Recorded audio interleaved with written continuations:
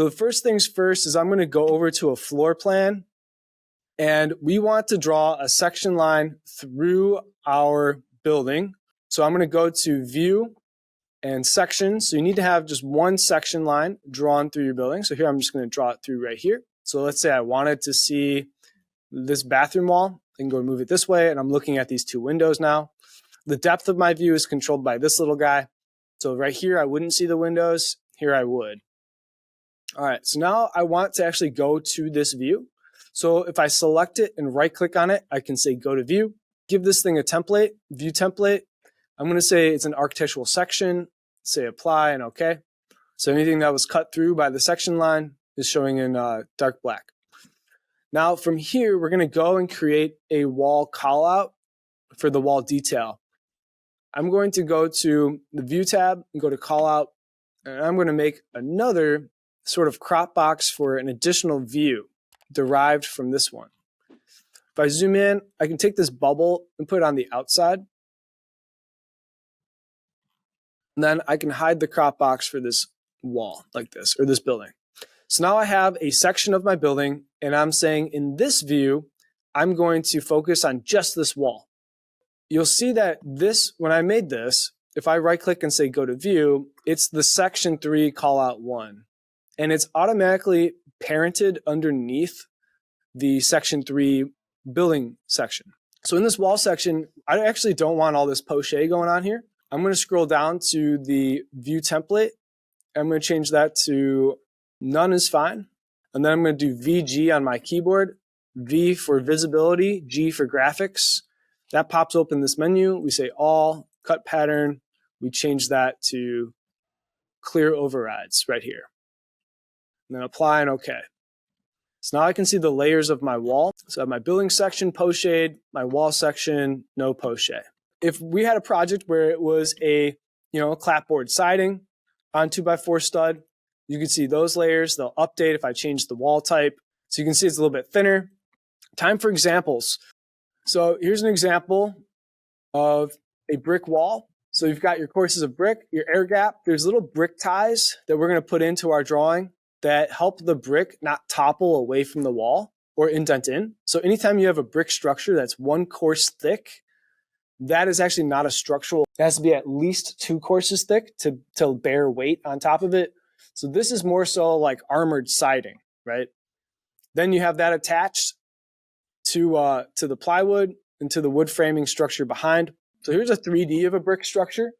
So once again, you have your 1 course thick of brick. Every 24 inches up, you have a brick tie that's tied to the plywood, ideally through the plywood and into the wood framing. Here's an example of how between the wood framing, you have insulation. This keeps the heat in the winter and the heat out in the summer. Then we have our sheathing, and then we have our gypsum board sandwiching that framing. Once again, on the outside face of that framing, that's your membrane that's 0 inches thick. Insulation itself is usually paper faced on one side. That paper faces to the inside, and that becomes another membrane just before the drywall. This would be a wall with wood siding. And here it's calling out this is rigid insulation. That could also just be sheathing. So we're going to use it as sheathing. But basically, you would have waterproofing material on the outside of that sheathing, and then you could run your siding down. This is horizontal siding. Once again, the layers are the same pretty much behind. And then this would be, if you did vertical, board and batten, very similar. Here's an example of using furring strips behind the board and batten. Here's the idea behind this. If the board and batten material gets wet, there's an air gap here for it to dry out that then creates what's technically called a rain screen. So that way the outside material can get wet, doesn't matter, it dries, and its primary job is to knock down the rain. This is if you had a stone finish on the outside of your building. So let's say you want it to look like limestone, you're doing French Provincial. It's kind of very similar to stucco, where you would have your framing with gypsum on the inside, bad insulation in between. You have your sheathing on the outside. Then on that sheathing, you would have a metal lathe basically stapled or nailed to it. And then from there, you would start to layer in a scratch coat mortar. So basically like an adhesive kind of mortar that embeds around the metal and grips onto the sheathing. And then the stone is set into that mortar. So the first thing of mortar kind of acts as a primer. Then the second basically acts as like your thickness that the bed can set in. Then you'd have your stone veneer, and that stone could be anywhere between 1 to 3 inches thick, typically for a stone veneer. Veneer meaning it's not structural; it's a thinner cut of stone that then mimics something that's more blocky or thick. I'm going to make 4 wall types in a row here for you. Go to the Annotate tab, and if I go to Detail Line, I can go and draw out just line work over all these. Or if I go to Component, I can get pre-made components, and I have a lot of them already loaded into the project for you that can count as like a gypsum board. So for example, let's start from the inside, work our way out. I'm going to search for gypsum. Here's my gypsum. Now this gypsum sheathing, the dense glass one, this is for commercial buildings. The gypsum wallboard is the one that you want. So gypsum wallboard section, I'm looking for 1/2 inch. Then what I'm going to do is click and trace down over the gypsum wallboard, and I can go a little long from the view. Now I have a detailed version of that gypsum. Then I'm going to look for my stud here, my 2x4 stud. And I think in this project right now, if I go to component and I look for a 2x4, I have these 2x4s on edge.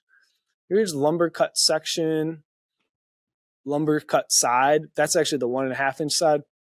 Lumber cut top I don't want. Yeah, that's not the one I want. You can see that's more of like a plate, right? It would be laying this way. So I think for this wall section here, for the framing, I'm going to do a detail line.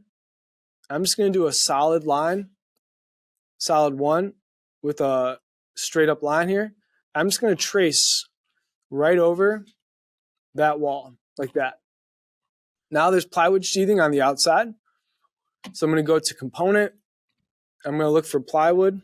Here's plywood section, 1/2 inch. I'm going to draw the plywood. It's going to give me the correct hatching patterns too. So that's the plywood hatching pattern. That's the gypsum hatching pattern. So I'm going to do the membrane attached to the plywood. So for the membrane, here's what's common. I'm going to go to detail line. I'm going to choose what's called a hidden line. It's a dash line. I'm going to do a line here. I'm going to draw it just on the outside. Or actually, I don't want that one. I want this one that just says hidden. It'll show up as a black line. And that represents that there's a paper membrane or a tar membrane that waterproofs that surface. So that's what that looks like. It's pretty subtle, but it's right there. It's just on the outside of that line. So you just get a little bit of sense that there's something there. So that's how you show the membrane. As I click on the wall right here, I'm going to right click and say hide in view. I'll hide this too. At this point, everything I made is part of every wall type that I plan on doing today. So I hid everything else that was in the view. I'm going to highlight all of this and I'm going to group it right now. Create group. I'm going to call it like 2x4 wall core. 2x4 wall core. You don't have to group yours. I'm doing mine so I can quickly take this and copy and paste it over. I actually am going to go in and edit this group. I want to add in insulation right here, bad insulation. That's the graphic for bad insulation. I can change its width, but 3.5 is perfect for a 2x4 stud on the bottom. And this one's a fun one to use all the way up. Then I'm going to click on it and make sure it gets into the center of that cavity. That represents bad insulation. So I want to layer in the stucco wall here. So I'm going to go to a annotate component, detail component, and I'm going to look for stucco. We don't really have a stucco here. So I could go for like a gypsum. And then I can go to edit type. I can say duplicate, and we can call this 3/8 stucco. And then I can make the thickness of this 3/8. And I'm going to say, okay, the same pattern of the gypsum kind of applies for stucco. So I'm just going to go with that. And then this one looks like it makes it better if I go from the bottom up. So I'm going to go and do that. There we go. And there's my stucco. And then from the stucco, I forgot that I need to have the wire mesh. And so I'm going to do that with a dotted line, and I'm going to use detail line for that. So I'm going to do detail line. I'm going to choose dot line. I'm going to do my line tool. I'm going to just go basically right on top straight down. And that's going to represent my wire mesh. And I'll point that out later. And my stucco is kind of embedded around that. Then I'm going to take the stucco. I know my brown coat was supposed to be 3/8, so I'm just going to go and add that second layer of stucco that's applied to it. And then on top of that is a 1/8 inch stucco. So I can click on this stucco. I can go to edit type, duplicate, and I can say 1/8. Okay, and I'm going to change this to 1/8. Okay. Now I'm going to go and change that one back to 3/8 because that's my brown coat. And then I'll go and copy over, change that last copy to 1/8. There we go. Now, do you see how it kind of looks gummed up, right? All these lines are all gummed up right now. These look really gummed up. You can change your scale. Mine's at 1 inch equals a foot. If I go 1.5 equals a foot, that'll make it even thinner for me. Just makes it even easier to see what's going on. Okay, so that's my stucco wall. I'm going to go and just make all that into a group. So I'm going to highlight all that. I'm just going to group it. I'm going to call it stucco. So I have my stucco finished. Now I'm going to go into siding. So for siding, I can do that with detail line to show you something new. I'm just going to do detail line. Yeah, I'll do pick lines, and I'll do an offset of 3/8 of an inch. There we go. I'm going to pick that line. I'm going to change that solid 5. So that's just representing the thickness of my vertical siding. And then I'm going to do another line off that. So I'm going to do detail line, pick lines, and I'm going to choose a thin line with an offset of, let's say, another 3/8. That'll be the thickness of my battens that stick out over. Board and batten vertical siding is vertical boards with the boards lapped over the seams to cover the seams of the boards behind it. Now this line here, I want it to look like it's in the background. So I'm going to click the line, say override graphics and view by elements, and I'm going to half tone that line, apply, and it grays it out to make it look like it's in the distance. And that's it for the vertical board and batten. So I'm going to click those two. I'm going to make it a group. I'm just going to call it vertical board and batten. Now I'm going to take this core. I'm going to copy it over. I'm going to do the horizontal siding.